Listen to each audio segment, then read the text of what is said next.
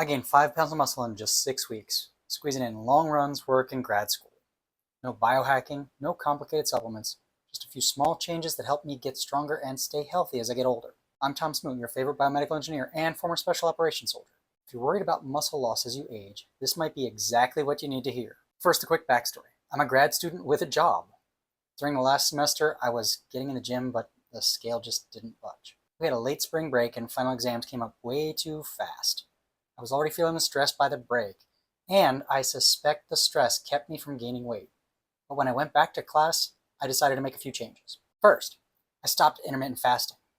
It's a great framework for a calorie restriction diet, but I'm very active.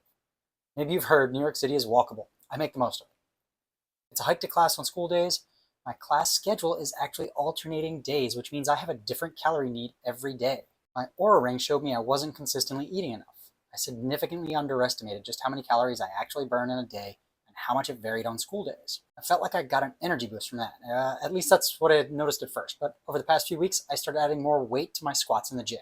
For anyone interested in the research, there was a 2024 umbrella review looking at intermittent fasting across dozens of randomized trials. It's no secret, I love reviews.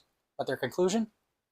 Intermittent fasting may have beneficial effects on a range of health outcomes for adults with overweight or obesity issues. I'm not in that category, so the benefits weren't exactly applicable to me. For people training like I do, intermittent fasting can easily lead to underfueling. And the second thing I changed, I made it a priority to get in the gym.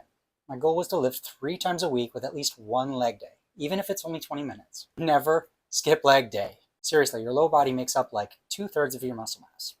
Everyone from soldiers to sports players know a lot of the power you generate comes from your lower body.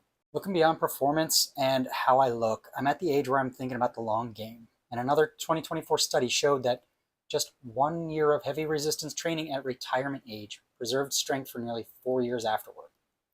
In their exact words, in well-functioning older adults at retirement age, 1 year of heavy resistance training may induce long-lasting beneficial effects by preserving muscle function. And it's not just about the gym.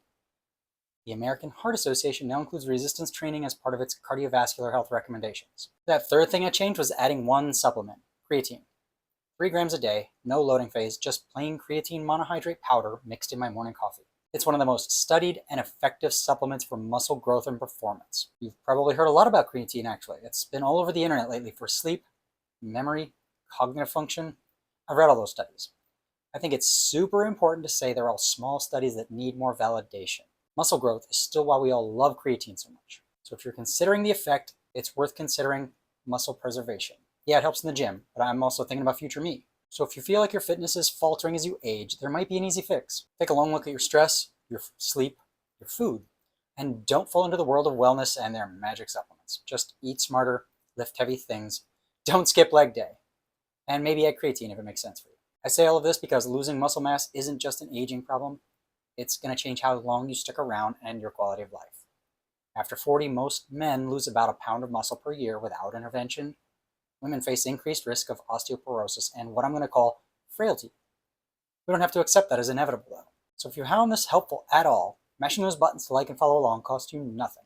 At the end of the day, staying healthy isn't just about working harder. It's about working smarter. I'm Tom Smoot, your favorite biomedical engineer and former special operations soldier. This is where I try to share my experience to make things easier for everybody else. Remember, the rising tide lifts all ships. Thanks for being here.